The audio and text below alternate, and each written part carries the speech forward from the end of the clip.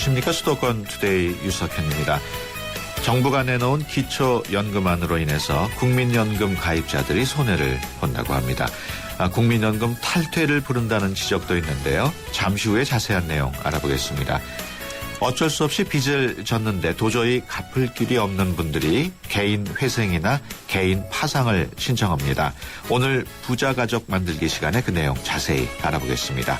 2부에는 법률 상담이 있습니다. 복잡한 법률 문제 있으신 분들은 서울 전화 02771국에 0945번으로 전화 주시거나 단문 50원, 장문 100원의 이용료가 있는 샵 0945로 문자 주시면 됩니다. 법무법인 한별의 조상원 변호사가 상담해 드립니다. 11월 12일 화요일 수도권 투데이 시작합니다.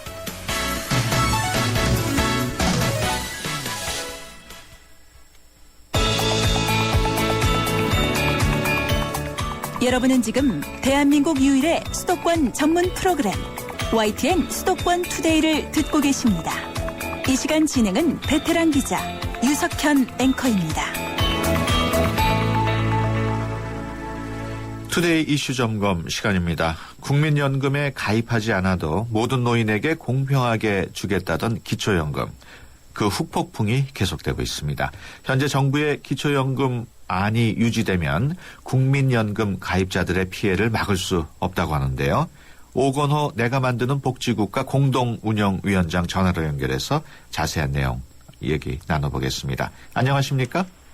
예, 안녕하세요. 네, 현행 기초노령연금이 유지되면 국민연금 가입자들이 피해를 본다고 하던데 그 내용이 어떤 내용입니까?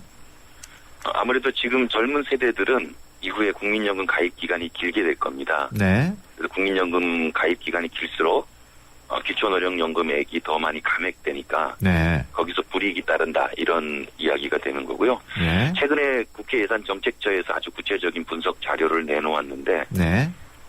지금 50세에 해당되시는 분들은 나중에 이제 평균 수명이 기대 여명이 남아있지 않습니까? 네. 그때까지 65세 이후 기초연금을 받을 걸 예상해 보면 네. 현행 기초노령연금 있지 않습니까? 이거와 대비해 보면 예. 정부 개편안이 오히려 50세는 한 1,000만 원, 예. 그리고 지금 20세 젊으신 분들은 무려 한 4천만 원 정도 오히려 현행 제도보다도 기초연금액이 줄어들 것이다. 이런 분석 결과를 네. 며칠 전에 국회 예산정책처에서 내놓았습니다. 그렇군요. 그 기초연금은 추가로 이제 10만 원에서 20만 원의 돈을 지급하는 내용으로 알고 있는데 국민연금 가입자가 왜 더 손해를 보는 건가요? 애초에 그 작년 공약에 따르면 예. 국민연금과 별도로 모든 어르신들한테 20만 원을 드리는 것이었기 때문에 네. 공약대로만 이행했다면 사실 국민연금 가입자들이 손해를 보지 않죠. 예. 근데 올해 아시는 것처럼 그 정부 기초연금안이 바뀌었지 않습니까? 수정되면서 네. 국민연금 가입과 연계됐어요. 그래서 가입 기간이 길수록 기초연금액을 더 많이 깎기 때문에 네. 당연히 국민연금에 올해 가입한 사람일수록 그렇지 않은 사람에 비해서는 기초연금액이 작아지는 거죠. 예.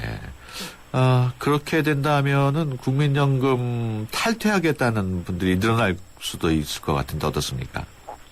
탈퇴 여부에 대해서는 좀 신중한 판단이 필요합니다만은 일단 지금 말씀드린 것처럼 국민연금 가입에 따라 기초연금액이 줄기 때문에 예. 일반 가입자분들께서 이제 그런 생각을 가질 수 있고요. 근데 국민연금은 의무 가입 제도입니다. 따라서 지금 직장에서 일하시는 분들은 그런 의사를 가지고 있더라도 탈퇴가 가능치 않고요. 예. 자발적으로 국민연금에 가입하신 분들이 계십니다. 임의 가입자라고 부르는데요. 전업주부들이 여기에 해당되고요. 그 다음에 지역 가입자 중에서도 소득 자료가 없으신 분들이 있어요. 예. 이분들은 국민연금공단에서 소득이 있다는 걸 증명할 방법이 없기 때문에 본인이 탈퇴 의사가 있다면 혹은 국민연금액 보험료를 깎을 의사가 있다면 그런데 여지가 좀 생기겠죠. 하지만 전체적으로 지역가입자 일부를 빼고 탈퇴가 사실 가능한 건 아닙니다. 그렇군요. 결국은 국민연금의 사각지대가 더 넓어지는 거 아닙니까? 어떻습니까? 그렇죠. 지금도 이후 노인이 되었을 때 국민연금을 받지 못하시는 분들, 즉 젊었을 때 국민연금 보험료를 제대로 납부하지 못하시는 분들이 많습니다. 그래서 국민연금 제도가 급여에서는 후한 측면이 있는데 사각지대가 너무 많다. 사실 이게 제일 큰 문제점으로 지적되어 왔는데 최근에 기초연금 사태 때문에 국민연금에 대한 불신이 더 커지는데 그 사각지대 언저리에 계신 분들, 지금 예. 보험료를 내지만 굉장히 보험료가 부담이 되시는 분들이 가장 먼저 국민연금 탈퇴에 대한 생각을 가지게 되실 거예요. 예. 그리고 또 그분들이 이제 국민연금 제도 바깥으로 나가게 되면 노후 연금 사각지대에 들어가기 때문에 이 국민연금 사각지대를 더 줄여야 되는 게 국민연금의 지금 과제인데 예. 정부가 오히려 사각지대를 더 확대하는 그걸 부추기는 방향으로 지금 예. 정책을 몰고 가고 있는 거 아니냐 그런 우려와 비판이 나오고 있는 거죠. 그렇군요. 그 박근혜 대통령의 대선 당시 내서 어떤 공약의 그 기초연금 원안을 보면은 당시에는 국민들이 많이 지지를 보내지 않았습니까? 그렇죠. 저희 그 65세 연령 이상 연령에 해당되시는 분들만 무려 예. 600만 명이에요. 예. 그리고 다른 복지 공약보다도 이 기초연금 공약이 가장 그 재원 규모가 큰 겁니다. 네. 그러니까 뭐 10개의 복지 공약이 있더라도 기초연금만큼 강한 영향력을 미친 게 없고요. 네. 제가 일하는 내가 만드는 복지국가에서 도봉구에 거주하시는 노인분들을 조사했어요. 예. 물론 이제 조사 샘플 수는 107명, 저희가 만나시는 분들을 일일이 면접 조사를 했는데, 예. 4분의 1 정도가, 후보자를 선택할 때 기초연금 공약이 영향을 미쳤다고 네. 말씀을 해주셨고요. 이걸 보더라도 아마 상당한 영향을 미친 공약이었다고 저희들은 추정합니다. 네. 그 원안하고 또 수정안, 예. 어떻게 다르고 또 문제가 된 게 어떤 부분입니까? 세 가지가 다른데요. 예. 하나는 동일하게 20만 원을 주겠다였는데 예. 국민연금과 연계해서 차등 지급하는 거고요. 예. 모든 어르신한테 드리고자 했는데 하위 70% 노인한테만 드리는 거고요. 예. 세 번째는 현행 기초노령연금은 국민연금 가입자 평균 소득하고 연동해서 매년 기초연금이 오르게 돼 있습니다. 예. 근데 그 인상 연동 기준을 물가로 바꿔버렸어요. 이게 무슨 의미냐 하면 물가 인상률은 국민연금 가입자 평균 소득 인상률보다 낮습니다. 예. 그러니까 더 낮은 수치와 연동해서 인상시키겠다고 하니까 예. 장기적으로 보면 지금 현행 기초노령연금보다도 금액이 작아지는 결과가 초래되고 네. 아까 국회예산정책처에서 현행 기초노령연금보다도 젊은 세대분들은 훨씬 적은 기초연금액을 받을 것이라고 분석한 결정적인 이유도 이 연동 기준이 물가와 바뀌다 보니까 예. 발생한 문제입니다. 이렇게 예. 지급 금액, 지급 대상, 그다음에 인상 기준 아주 뭐 전체적으로 설계도가 크게 예. 바뀌었죠. 그 한편으로는 또 그 원안이 수정안으로 바뀌면서 그 실행 가능성은 높아진 거 아니냐는 의견도 있는데요. 물론 이제 정부의 취지를 제가 이해하지 못하는 건 아닙니다. 예. 예산 부담이 너무 크다 보니까 예. 줄인 거죠.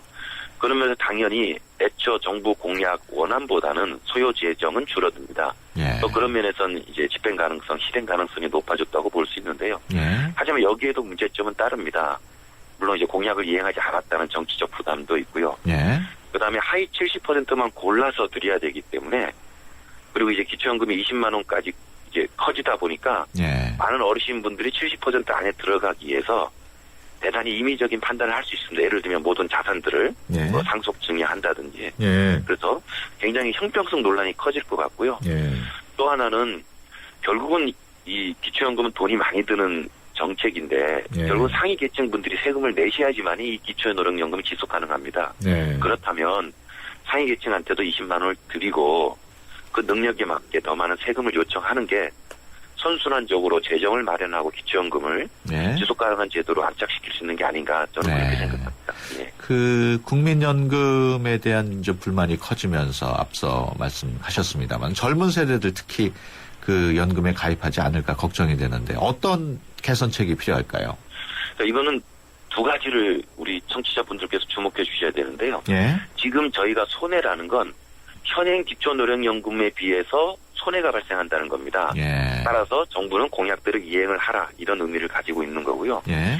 국민연금과 연계해서 물론 차등 지급하지만 그래도 국민연금에 가입하는 것이 전체적으로는 이득인 건 분명합니다. 네. 따라서 현행 제도보다 불리하기 때문에 저희가 원망을 하고 정부에 대해서 비판적인 목소리를 저희도 내지만 예.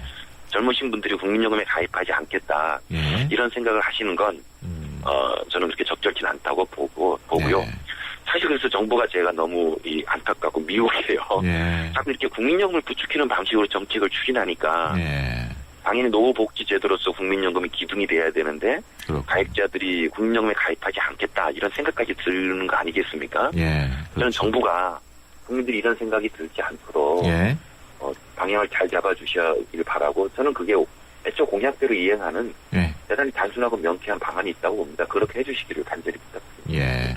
사실 우리나라 노인층 빈곤이 아주 심각한 것으로 알고 있는데 기초연금 논의도 뭐 좋지만은 당장은 최저생계 보장이 필요하지 않겠습니까? 예. 두 가지가 보완돼야 되는데요. 예. 지금 기초연금이 최고 20만 원까지 오르도록 되어 있는데 예. 현재 기초생활보장제도 대상자들 예.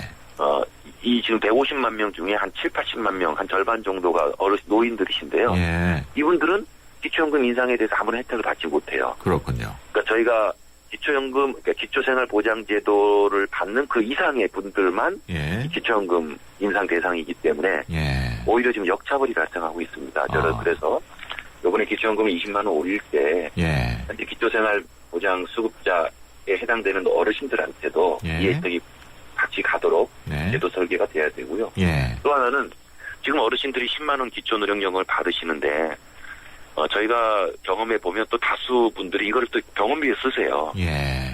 왜냐하면 이제 국민건강보험 병원비 보장이 약하다 보니까 네. 현금 복지를 받아서 그냥 다시 병원에 갖다 바치는 꼴입니다. 그래서 이 건강보험 혜택을 늘리는 것도 굉장히 중요합니다. 특히 어르신들 위해서는요. 그렇군요. 예. 네, 알겠습니다. 지금까지 내가 만드는 복지국가 오건호 공동운영위원장이었습니다. 오늘 말씀 고맙습니다. 예, 고맙습니다.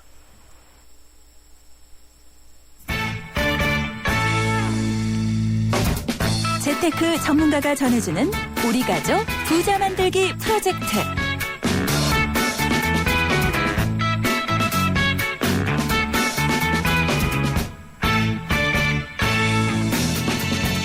네, 부자 가족 만들기 시간입니다. 재무와 주식, 세무, 부동산, 그리고 은퇴 설계 등 청취자 여러분들의 사연을 토대로 전문가와 상담해 드립니다. 상담 원하시는 분은 샵 0945로 문자 주시거나 02771국에 0945번으로 전화 주셔서 사연과 연락처 남겨주시면 됩니다. 짧은 문자 50원, 긴 문자 100원의 유료 비용이 있습니다. 오늘도 재무설계 전문가이신 키움 에셋플래너 김영돈 광화문 지점장 나오셨습니다. 안녕하십니까? 네, 안녕하세요. 네, 첫 번째 질문부터 소개해드리겠습니다. 사업을 하다가 실패해서 개인 빚이 2억 원 정도 됩니다. 도저히 갚을 길이 없어서 파산 신고를 할까 고민 중인데요. 파산 후에는 신용관리라든가 재산관리를 어떻게 하는지 몰라서 여쭤봅니다. 파산하고 개인 회생제도는 어떻게 다른 건가요? 현재 택시 운전을 해서 월 150만 원 정도 벌고 있습니다. 이런 내용인데 우선 개인 파산과 개인 회생 차이점을 좀 설명을 해 주시죠. 네. 빚으로부터 오는 고통은 경험해보지 못한 분들은 알 수 없을 정도로 상당히 고통스럽다고 하죠. 네. 의도하셨던 또 의도하지 않았던 빚이 생기게 되면은요 스트레스가 우선 상당히 심하게 되고요. 네. 또 심한 경우에는 사랑하는 가정을 잃어버리게 돼서 삶 자체가 피폐해질 수가 있죠. 네. 이렇게 꼬리에 꼬리를 물게 되는 빚의 악순환에서 구원해주는 제도가 개인 파산과 개인 회생 제도라고 할 수 있겠습니다. 네. 두 제도 다 채무를 탕감해주고 다시 경제적으로 재기할 수 있게 만들어준다는 취지는 같지만은요. 구제해주는 채무의 범위가 다르고 그에 따라 신청 자격이 또 다릅니다. 그렇군요. 네, 우선 개인 파산은 최소한의 기초 생활을 위한 자산을 제외한 다른 자산이 없어서요. 네. 도저히 채무를 갚을 수 없는 사람을 구제하기 위한 제도입니다. 네. 파산 후에 면책을 받게 되면 채무에 대해서 완전히 책임이 없어지게 됩니다. 네. 반면에 개인 회생은 법원이 강제로 채무를 재조정해서요. 일정 기간 후에 얼마 기간 동안은 채무를 갚아야 한다는 점에서 다릅니다. 네. 따라서 개인 회생은 파산을 막기 위한 사전 제도라고 좀 보시면 좋을 것 같습니다. 그렇다면은 부채를 모두 탕감받는 거는 개인 파산이 더 유리한 거 아닙니까? 네, 그렇게 볼 수 있습니다. 예. 파산을 한 후에 면책이 결정이 되면은요, 채무자는 빚 전액을 탕감받을 수 있고요. 네. 또 그 이후에 금융거래도 가능해지기 때문에 재산 관리와 또 증식도 가능한 건 사실입니다. 네. 이렇기 때문에 지하철이나 인터넷 광고 등을 통해서 변호사나 법무사들이 지금 경쟁적으로 파산을 권유하고 있는 상황인데요. 네. 개인 회생이 가능한 사람들조차도 개인 파산을 신청하는 경우가 종종 있습니다. 네. 하지만 이렇게 개인 파산의 경우에는 면책을 받기 전까지는요. 파산자 명부에 기록돼서 취업이나 또 상거래 체결 시 불이익을 받을 수가 있고요. 네. 또 주식회사의 이사나 감사, 또 공무원, 의사, 변호사, 내지는 변리사 등의 공법상, 사법상의 자격이 상실되거나 제한될 수 있습니다. 네. 개인 파산은 또 이러한 불이익 외에 면책을 받기 위해서는 최소 6개월에서 1년 이상 또 시간이 필요하고요. 네. 법원에서는 당연히 이러한 면책을 까다롭게 결정한다는 것에도 좀 주의하실 필요가 있겠습니다. 네. 정말로 부채를 해결할 수 없는 상황인지 또 부채를 지게 된 원인이 과도한 소비 같은 비도덕적인 이유인지 등 좀 다양한 사안에 대해서 검토해서 면책 여부를 결정하게 됩니다. 네. 게다가 개인 파산은 또 뭐 비용도 개인 회생보다는 좀 들기 때문에 워크아웃이나 아니면 개인 회생이 전혀 불가능한 경우에만 선택하시는 것이 바람직한 방법입니다. 네. 그 면책을 받기 위해서 뭐 6개월에서 1년 이상의 시간이 필요하다고 하는데 그렇게 시간을 지나고도 면책을 받을 수 없는 경우가 또 발생할 수 있겠네요. 네, 그렇습니다. 예. 그 개인 회생과 개인 파산을 신청하는 자격 요건 또 채무 범위도 다를 것 같은데 먼저 개인 파산에 대해서 좀 설명을 해 주시죠. 네, 그렇습니다. 그 개인 파산은요, 무직자이거나 뭐 예. 부양 가족 수 대비해서 최저 생계비를 충당하고 나면 빚을 갚아나갈 능력이 전혀 없는 그런 예. 소득자여야 합니다. 예. 채무 범위와 종류에 대한 제한은 대신 없고요. 또 개인 파산을 신청하게 되면 법원은 사실 확인을 거친 다음에 파산 선고를 내리고요. 네. 파산자는 자신이 소유하고 있는 모든 재산을 채권자들에게 나눠주는 이런 절차를 거칩니다. 네. 이렇게 파산 선고를 거친 다음에 법원의 면책 결정을 받으면 신청자는 나머지 빚 전액을 탕감받을 수가 있고요. 네. 공법상, 사법상의 불이익에 대해서도 복권되기 때문에 파산 선고 이전의 상태로 되돌아가서 새 출발을 할 수 있는 기회를 가질 수 있게 됩니다. 예. 그렇군요. 문의 주신 분의 경우에는 개인 회생 또 개인 파산 이 가운데 어떤 제도를 신청하는 것이 더 유리할까요? 네, 지금 문의 주신 뭐 내용만으로는 현재 가족사항을 모르겠고요. 또 네. 최저 생계비가 어느 정도 필요한지 기준이 없기 때문에 정확하게 말씀드릴 수는 없겠지만은요. 네. 만약에 지금의 택시 운전으로 인한 소득보다 앞으로의 수입이 좀 늘어날 수 있는 이런 직종으로 이직이 가능하시고 네. 또 배우자도 소득 활동이 지금 가능한 상황이라면 먼저 개인 회생을 좀 알아보시고 난 다음에 예. 그것이 불가능하다고 하면 개인 파산 순으로 신청하시는 것이 바람직해 보입니다. 좀 주의하실 점은요. 개인 회생과 개인 파산 면책의 경우에는 신청하신 분들의 제출 서류로 판단하기 때문에요. 네. 일반인들이 혼자서 준비하기에는 좀 부족한 점이 있을 수가 있습니다. 예. 따라서 그 대한법률구조공단의 개인 회생 및 파산 종합센터에 좀 문의를 하시면은 네. 거의 무료로 전문가의 도움을 받으실 수가 있습니다. 그렇군요. 예, 이 개인의 부채 문제는 헌법상의 생존권과 또 행복 추구권에도 관련이 있기 때문에요. 너무 힘들거나 괴로워하지 마시고 하루라도 빨리 정부의 구제 방법을 이용하셔서 빚의 굴레에서 좀 벗어나시기를 바라겠습니다. 네. 그 대한법률구조공단의 개인회생 파산 종합센터에 문의하면 된다고 말씀을 하셨는데 이게 뭐 전화로 문의해야 되는 겁니까? 아니면 직접 찾아가서? 네, 우선 전화나 아니면 인터넷상으로 게시판에 상담을 하신 다음에 방문을 한번 하시는 게 가장 좋겠죠. 그렇죠. 서류가 상당히 많이 필요하기 때문에 그 이전부터 전문가와 상담을 받는 것이 우선 좀 필요합니다. 네, 그렇군요. 두 번째 질문 소개해드리겠습니다. 결혼 3년 차인데 생각지도 않았던 둘째가 생겼습니다. 아이는 하나만 가질 예정이었는데 감사하기도 하지만 당혹스럽기도 합니다. 저희 부부는 맞벌이로 월 500만 원 정도 수입이 있는데 집 살 때 얻은 빚 5천 정도를 월 100만 원씩 갚고 있고 돌을 넘긴 아이 앞으로 50만 원 그리고 노후 자금으로 100만 원씩 저금하고 있습니다. 또 보험료는 월 30만 원, 양가 부모님 용돈 50만 원을 제하고 부부 용돈은 각자 최소한으로 사용하고 있고 나머지는 생활비로 쓰고 있습니다. 앞으로의 재무관리 어떻게 하는 게 좋을까요? 맞벌이다 보니까 저축을 많이 하고 계신 것 같은데 문의 주신 분의 상황은 어떻습니까? 네, 지금 월 수입 500만 원에서 정기적으로 하시는 저축과 또 네. 고정적으로 나가는 그 지출을 제외하면 170만 원 정도가 남는데요. 예. 이 금액으로 지금 맞벌이 부부 용돈과 또 생활비를 모두 충당하고 있다면 상당히 꼼꼼하고 또 예. 절약 습관이 몸에 밴 이런 건강한 가정으로 보여집니다. 네. 제가 지난주 말씀드렸다시피 우리나라 저축률이 현재 소득 대비 3.4%에 불과한 상황이기 때문에 네. 지금 문의 주신 분의 가정은 저축 비율이 30% 이상이 될 정도로 상당히 네, 높다고 많이 할 수 하는 것 있겠습니다. 같아요. 네, 네. 그렇습니다. 자녀 교육 자금이나 또 노후 자금 같이 단기간에 이런 큰 목돈을 마련할 수 없는 장기 재무 목표를 위해서 먼저 저축하고 있다는 것도 상당히 바람직한 그런 가정으로 보여지는데요. 네.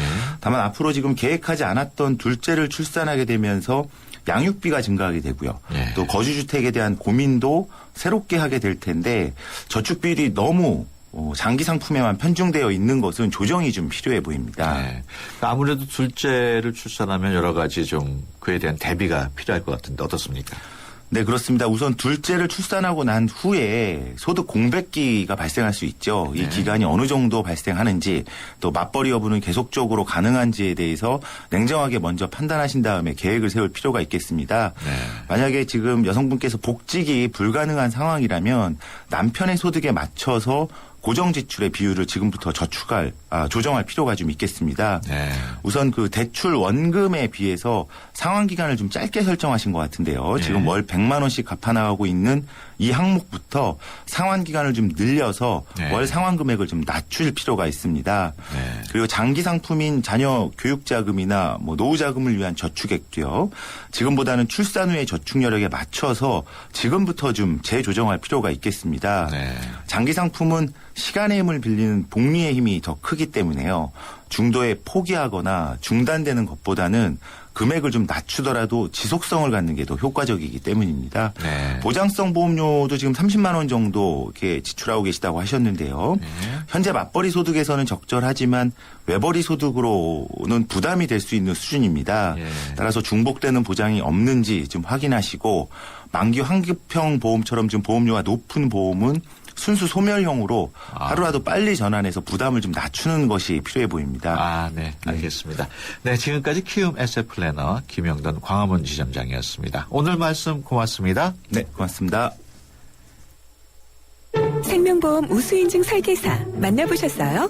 고객 불만 건수 제로의 자부심, 고객을 위한 한결같은 성실함, 고객의 미래를 설계하는 전문성, 바로 생명보험 우수인증 설계사입니다.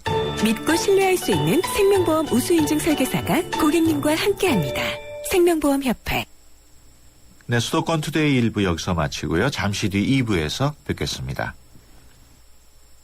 여자 셋이 모이면 접시, 남자 셋이 모이면 생각, 여주, 이천, 광주, 이렇게 모이면 상상이. 경기 세계 도자 비엔날레 9월 28일부터 11월 17일까지 51일간 열립니다. 깨도 돼? 안 돼! 여자 셋이 모이면 접시, 남자 셋이 모이면 생각, 여주, 이천, 광주, 이렇게 모이면 상상이. 경기 세계 도자 비엔날레 9월 28일부터 11월 17일까지 51일간 열립니다. 깨도 돼? 안 돼! 2013 YTN 연중기획 화합과 소통 함께 가는 대한민국 배우 정준호 씨입니다. 저 같은 경우는 어렸을 때 시골에서 자라면서 마을 할머니 할아버지들한테 사랑을 많이 받고 자랐습니다. 커서 이렇게 사랑의 밥차라는 또 봉사단체를 만들어서 토요일마다 점심 식사를 대접해 드리는데요. 감사하는 마음으로 아마 봉사활동을 하게 된 계기가 되지 않았나라고 생각을 합니다. 남을 배려하고 봉사하는 마음, 이게 화합의 첫걸음이 아닐까요? 2013 YTN 연중기획 화합과 소통 함께 가는 대한민국 YTN 라디오가 함께합니다.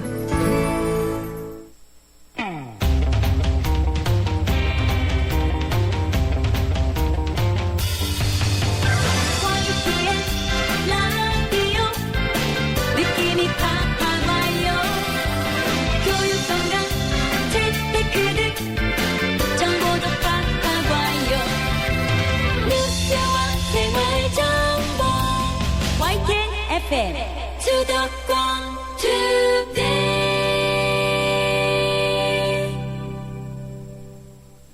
수도권 투데이 2부 시작합니다. 2부에는 생활법률 상담실 마련되어 있습니다. 생활 속에서 발생한 일들에 대한 법적인 관계 어떻게 정리해야 할지 궁금하신 분들은 02-771국에 0945로 전화 주시거나 샵 0945로 문자 주시면 됩니다.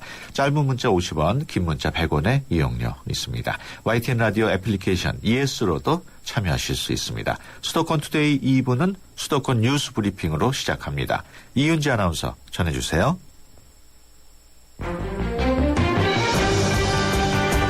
네, 수도권 뉴스 브리핑입니다. 앞으로 교차로에서 끼어들기나 꼬리 물기 등 얌체 운전을 하다가 단속 카메라에 찍히면 과태료를 물게 됩니다.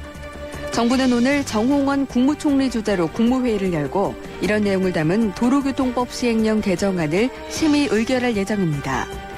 개정안은 교차로에서 끼어들기를 했을 때 무인 카메라 등 단속 장비에 찍히면 운전자가 특정되지 않아도 차량 소유주에게 과태료 4만 원을 부과하도록 하고 있습니다.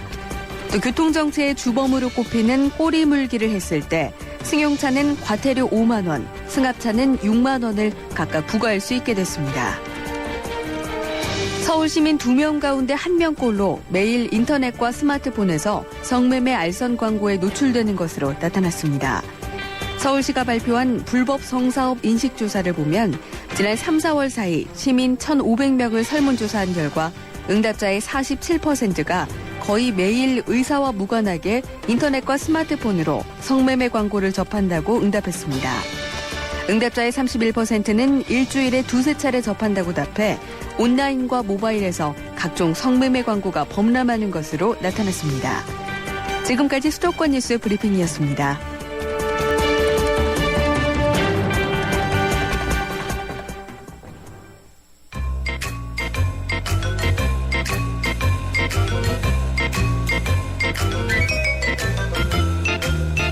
더불어 모두가 행복한 사회를 꿈꾸며 여러분의 법에 관한 모든 궁금증을 해결해드립니다.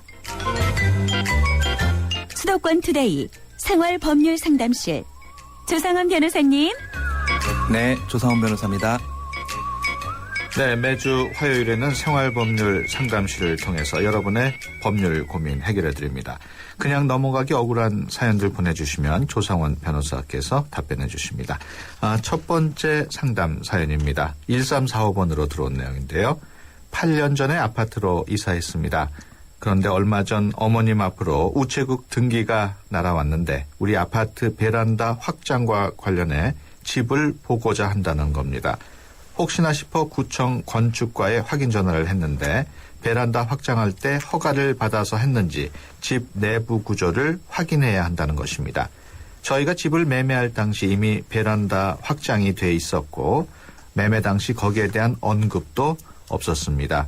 그러니 저희는 알 방법이 없었죠. 급하게 알아보니 허가 없이 베란다 확장하면 벌금을 내고 원래 구조로 복구해야 한다는데 저희는 억울합니다. 어떻게 해야 하나요? 뭐 이런 내용입니다만은 네. 베란다 확장 공사를 하려면 구청에 신고를 해야 하는 거죠? 예, 원칙적으로는 이제 그 사전에 신고를 해야 되고요. 네. 일정 그 수의 그 입주민의 좀 동의를 받는 그런 네. 절차를 거쳐서 해야 되는 겁니다. 네. 그런 그 절차를 거치지 않고 그냥 막바로 공사를 하게 되면은 한마디로 이제 불법 확장이 되는데요. 네. 요새는 그 베란다 확장 자체가 이제 절차를 거치기만 하면 불법은 아니고 네. 또 대개 이제 아파트 분양 당시에 이미 네. 시공사에서 그러한 확장 여부를 입주민에게 확인을 하고 네. 그러니까 처음부터 이제 합법적으로 확장을 하는 경우가 있는데요. 네. 그렇지 않은 경우에 이제 좀 오래된 아파트나 그런 경우에는 일부 그냥 사전 신고를 하지 않고 불법적으로 확장을 하는 경우가 많이 있습니다. 그렇죠. 그리고 나서 이제 매매를 하게 되면 네. 그 매수인은 사실 확장이 된 상태로 매수를 하기 때문에 이것이 사전 신고가 된 확장인지 불법 확장인지 잘 그걸 확인하지 못할 수가 있는데요. 그렇죠. 이런 경우에는 그 일단 베란다가 확장이 되어 있으면 예. 그것이 정식으로 되어 있는지 아니면은 임의로 된 것인지 예. 그것을 확인하고 매매가나 이럴 때 참고를 하셔야 될 것 같습니다. 네. 사연을 보면은 전 주인이 신고 없이 공사를 했는데 지금 새로 살게 된 집주인이 책임을 져야 됩니까? 예, 그 부분은 사실 법리상 어쩔 네. 수 없이 현재 소유자가 책임을 질 수밖에 없는데요. 그렇군요. 그것은 한마디로 그 불법 확장된 부분에 대해서 원상 복구를 해야 되는 책임은 예. 현재 그 아파트나 그 집의 소유자가 지어야 되는 겁니다. 네. 한마디로 전 소유자에게 이거 원상 복구하라고 할 수는 없기 때문에 네. 현 소유자가 그것을 원상 복구하거나 아니면 그거 할 때까지 그 복구를 할 때까지 강제 이행금이 부과가 되는데 네. 그 납부나 이러한 그 한마디로 좀 불이익을 받게 되는 것이죠. 그 이분 입장에서는 굉장히 좀 억울할 텐데 예예. 이게 어떻게 대응을 해야 될까요? 예, 뭐 전 주인이 그러한 사실에 대해서 전혀 말을 안 했다거나 아니면 오히려 이것이 합법적으로 됐다라는 식으로 얘기를 했다라면 뭐 전 주인에게 일부 좀 책임을 물을 예. 수도 있을 것 같긴 한데 예. 이미 매수를 한 지 8년 정도 지났기 때문에 네. 사실 그것도 쉽게 쉴 것 같지는 않은데요. 아, 사실 그렇군요. 원칙적으로는 이제 불법 확정이기 때문에 복구를 하고 난 다음에 예. 다시 사전 신고를 하고 확장을 하는 방법밖에 없습니다. 네. 근데 일반적으로 아파트에서 전체적으로 베란다 확장이 되지 않고 일부 개인적으로 확장을 한 경우에 사실 동사무소나 구청에서 그러한 사실을 알기가 쉽지는 않거든요. 그렇군요. 근데 이런 식으로 통보가 나서 나온다는 건 아마도 누군가가 예. 좀 민원을 넣었거나 예. 그렇지 않으면 사실 이게 나오는 것은 쉽지는 않습니다. 그렇군요. 예. 좀 오래된 아파트를 구입할 때는 이런 점 좀 주의를 해야겠네요. 예, 그 부분도 주의하시는 게 좋습니다. 네. 두 번째 사연 소개해 드리겠습니다. 9145번으로 들어온 내용인데요. 중고차를 계약했습니다. 오늘 차를 받았는데 처음에는 몰랐는데 계속 거슬리는 소리가 나더군요. 정비소에 갔더니 수리 비용이 부품값만 100만 원이 넘어간다고 합니다. 지금 계약금 100만 원하고 차값 200만 원을 준 상태이고 차값 900만 원 가운데 400만 원은 할부로 들어가고 200만 원을 아직 안 준 상태입니다. 중고 매장에서 차를 팔 때 이 문제를 몰랐을 리 없을 텐데 말을 안 해주고 차를 판 건데 수리비를 빼고 남은 잔금을 줘도 될까요? 그쪽에서는 계약 위반이라고 고소하겠다고 합니다. 네. 그러니까 고장난 걸 모르고 저 중고차를 산 경우인데 이런 경우에 계약 취소는 어렵습니까? 예, 이러한 경우에는 가능할 수도 있습니다. 네. 사실 그 부품값만 100만 원이 넘게 들어간다라는 거는 간단한 그러한 수리가 아니거든요. 네. 상당히 그 심한 수리가 요한다는 것인데 네. 이러한 것을 만약에 그 중고차 매매상이 알면서 숨기고 매도를 했다면 사실 어떻게 보면 이건 형사상 사기의 문제도 발생할 수가 있습니다. 네. 하지만 이제 중고차 매매상이 자신도 몰랐다라고 한다면 네. 사실 100만 원의 부품비가 들어가는 부분은 사실 중요한 부분이라고 할 수가 있거든요. 네. 그런 경우에 매수인 또는 매도인도 그 사실을 몰랐다면 사실 그걸 알았다라면 차값을 그렇게 책정을 하지는 않았겠죠. 예. 그렇기 때문에 이것은 매매 거래에 있어서 중요한 부분에 착오가 있다라고 봐서 그러한 그 민법상 그 조문을 이용해서 계약 취소를 할 수가 있습니다. 네. 그래서 계약을 취소하게 되면 처음부터 없었던 것이 되기 때문에 매수인은 차를 반환을 해주고 매도인은 이미 받은 대금을 지금 다시 또 매수인에게 반환을 해줘야 되는 것이죠. 네. 지금 사연을 보면은 돈을 거의 이제 지불한 상태인데 잔금을 치를 때 수리비를 빼고 줘도 되는지를 물어봤어요. 예. 그 부분에 대해서는 어차피 양 당사자가 협의가 된다면 네. 그렇게 해결을 해도 좋습니다. 예. 그러니까 매도인 측에서 양해를 해준다면 그런 수리비 부분에 대해서는 내가 부담을 할 테니 잔금에서 공제를 해달라. 네. 그렇게 해서 원만히 해결되면 가장 좋은 상황인 거죠. 그렇군요. 그렇다면 이분은 어떻게 대처를 해야 하는 게 가장 좋을까요? 예, 지금 상담 내역을 보게 되면 지금 그 매도인 중고차 매매상 쪽에서는 한마디로 그런 협의를 할 취지 그게 안 보이는 것 같은데요. 예. 이거는 이제 현실적으로 매수인 입장에선 그냥 임의로 100만 원을 공제한 잔금만 지급해버리고 나중에 중고차 매매상이 문제를 제기하면 그때 이러한 사건을 가지고 대응을 하시면 될 것 같습니다. 네. 그것이 가장 현실적으로 매수인 입장에서는 빠른 해결인 것 같고요. 네. 그 대신 수리를 했을 경우에 그 수리와 관련된 자세한 수리 내역, 그다음에 수리비 지출 영수증 이것은 꼼꼼히 챙겨두셔서 예. 나중에 그런 분쟁에 대비를 하시는 게 좋을 것 같습니다. 그렇군요. 생활법률상담실 법무법인 한별의 조상원 변호사와 함께하고 있습니다. 법률 상담 필요하시면요. 50원의 유료 문자 샵 0945로 법률 상담 신청합니다라고 적어서 보내주시거나 서울 전화 02-771국에 0945로 전화하셔서 성함과 전화번호 남기시면 저희가 연락을 드립니다. 계속해서 다음 사연 소개해드리겠습니다. 6431번으로 들어온 내용인데요. 이혼한 지 2년 됐습니다. 딸은 아내가 키우고 있습니다. 현재 딸을 한 달에 2번 만나고 있는데 딸아이와 놀이공원도 가고 동물원도 가고 싶은데 아내가 꼭 아이랑 같이 나와서 동네 마트에서 2시간 반 정도 만나게 합니다. 내년 6월부터는 1박 2일 동안 만날 수 있는데 벌써부터 1박 2일 약속을 안 지킬까 봐 걱정이 됩니다.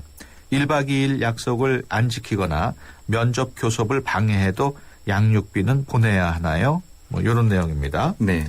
그 이혼 후 면접 교섭권에 관한 얘기 같은데 이건 보통 어떻게 결정이 되는 건가요? 예, 우선 이혼을 하게 되면 뭐 재산 분할 이런 것들은 문제가 되지만 예. 미성년 자녀가 있는 경우에는 반드시 친권 양육권을 누가 행사를 할 것인지 네. 그다음에 양육비와 이런 면접 교섭 이 부분에 대해서 꼭 결정이 나야 네. 이혼이 그 효력을 발생하게 됩니다. 최근에는. 예. 기본적으로 이러한 그 양육권 친권 및 양육비 면접 교섭은 양 당사자가 뭐 이혼 소송이나 협의 이혼 과정에서 결정을 하게 되는데요. 예. 그것을 만약에 양측의 의견이 대립이 돼서 결정이 안 되면 법원에서 강제적으로 결정을 하는데 예. 법원에서 결정하는 기준은 누가 더 뭐 돈이 많거나 뭐 그런 걸 따지는 것이 아니라 예. 미성년 자녀 입장에서 이 자녀의 양육에 가장 적합한 환경이 어느 쪽이냐를 기준으로 양육권 친권을 결정하게 됩니다. 그렇군요. 그렇게 되면 나중에 또 추가적으로 문제가 되는 것이 양육을 하지 않는 쪽에 그 면접 교섭권과 양육비가 남게 되는데요. 예. 뭐 양육비 금액도 협의가 되지만 협의가 안 되면 적정한 선으로 법원이 결정을 하게 되고 예. 그러니까 양육하지 않는 사람 입장에서는 그래도 부모 자식 간의 인연이 끊어지는 것이 아니기 때문에 예. 보통 그 한 달에 2번 정도 토요일 일요일 해서 1박 2일 정도 면접 교섭을 하도록 해줍니다. 네. 근데 지금 이 건 같은 경우는 아이가 너무 어린 경우여서 예. 올해 6월까지는 2시간 30분 정도 한 달에 2번이지만 그 이후로는 1박 2일로 정해진 것 같은데요. 네.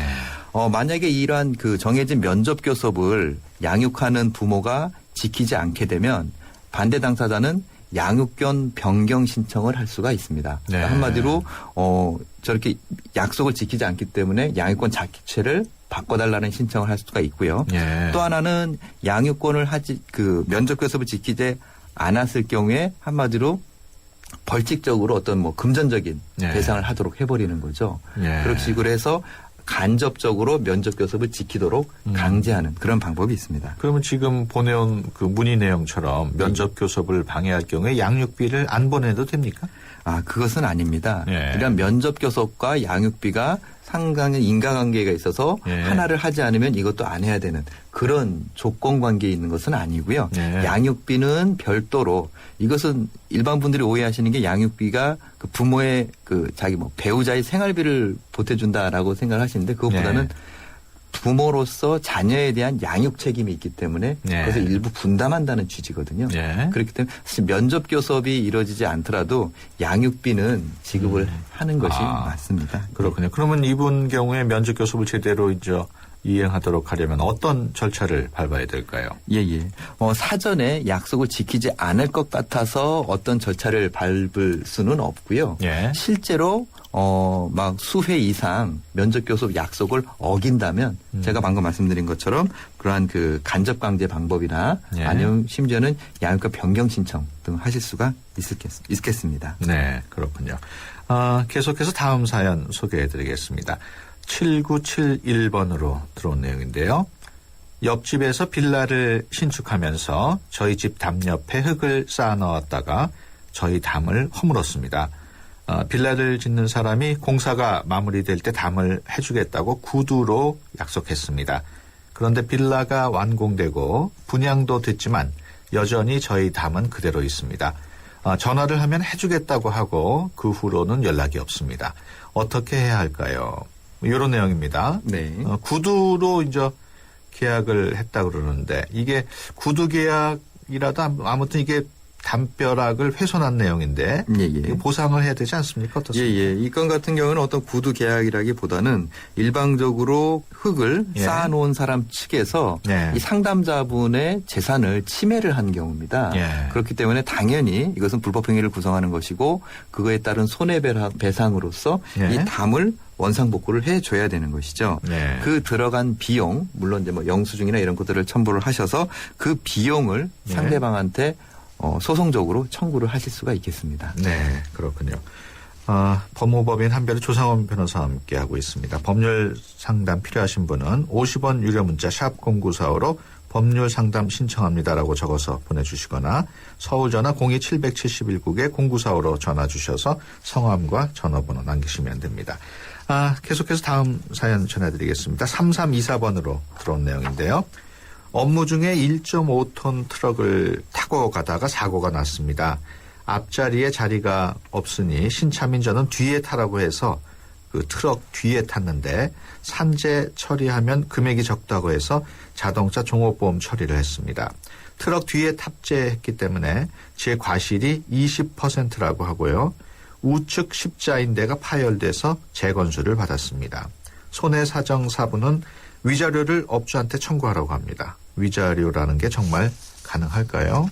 이 업무 중에 난 사고인데 산재 처리가 가능하겠죠? 예, 예. 이것이 업무 중에 발생한 사고라면 당연히 산재 처리도 가능하고 네. 또 자동차 운행 중에 발생한 사고이기 때문에 자동차 보험으로도 처리가 가능합니다. 그렇군요.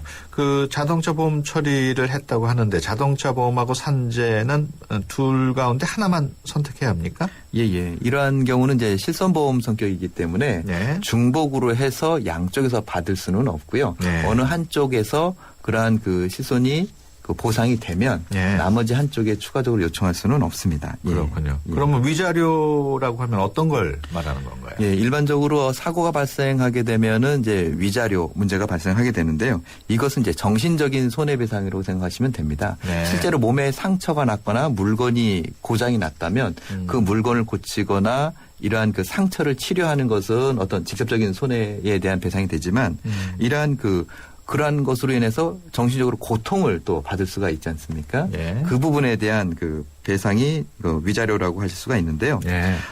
자동차로 손해배상을 받았다 하더라도 산재 쪽에서 그 이상의 추가적인 한마디 그 금액을 넘는 네. 손해에 대한 보상을 또 받으실 수가 있다면 별도로 추가로도 산재 처리도 받으실 수는 있습니다. 그렇군요. 네네. 또 6123번으로 들어온 내용 소개해드리겠습니다. 일주일 전에 다른 직장 면접을 봐서 합격을 했고 2주 후에 출근해달라고 합니다. 합격한 날 직장에 퇴사 의사를 밝히고 사직서를 제출했습니다. 3일 정도 인수인계를 했기 때문에 2주 정도 시간이면 충분하다고 생각했는데 부장님이 저희 근무계약서 퇴사 규정에 퇴사 한 달 전에 알리도록 되어 있으니 한 달을 채우라고 합니다. 안 채우면 손해배상 청구를 하겠다고요. 근로계약서에도 을은 상사의 허락 없이 현장을 무단 이탈하거나 타 사업장에 임의로 취업해서는 안 된다는 규정이 있습니다. 새 사업장에서는 2주나 배려를 해줬기 때문에 한 달을 달라고 하기는 어렵습니다. 어떻게 해야 할까요? 예. 이런 내용이거든요. 한 달 전에 알리도록 되어 있다는데 이게 꼭 채워야 되는 겁니까? 예, 원칙적으로 이제 근로계약서 상에 그런 식으로 약정을 하고 도장을 날인했다면 네. 사실 그 고용주 입장에서도 근무를 하던 직원이 갑자기 네. 다음 날부터 안 나와버리게 되면 사실 인수인계나 영업에 지장이 있을 수가 있거든요. 네. 그렇기 때문에 그 한 달 정도 미리 얘기를 해서 그 부분에 대응을 할 수 있도록 그런 약정을 대개 두고 있습니다. 근데 이분은 2주 정도는 채운 셈인데. 예, 실질적으로 이제 그런 약정을 두는 이유는 그걸로 인해서 손해가 발생했을 때 네. 그걸 무시하고 퇴사를 하게 되면 그에 대한 손해배상을 청구했다라는 네. 취지인데 네. 실질적으로 손해가 발생해야 배상을 청구할 수가 있는 것이거든요. 그렇군요. 근데 이제 실제로 인수인계를 다 하고 나갔다면 비록 계약 위반이 될 수는 있지만 네. 그로 인해서 특별히 회사에 어떤 손해가 발생하기 어렵다면 사실 이분 입장에서는 좀 선택을 하셔야 되겠죠. 그렇군요. 그럼 어떻게 대응하면 좋을까요?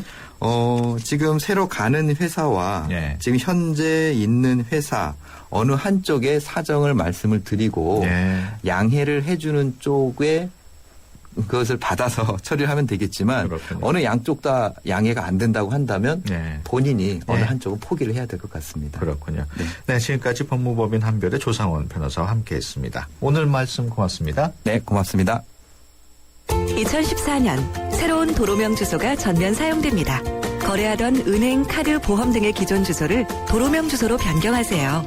인터넷에서 KT 주소 변경 서비스를 검색하시면 무료로 한 번에 새 주소로 바꿀 수 있습니다. KT 주소 변경 서비스. 안전행정부와 KT가 함께합니다. SK이노베이션이 석탄에게 물었다. 왜 너를 공유라고 생각할까? 깨끗하게 바꿀 수 없나? 석탄을 청정 에너지로 바꾸는 그린콜 개발 중. 물음이 있는 곳에 이노베이션이 있다. SK이노베이션. 잠은 인생의 사치라던 에디슨. 하지만 그의 열정을 지켜준 것도 깊은 잠이었습니다.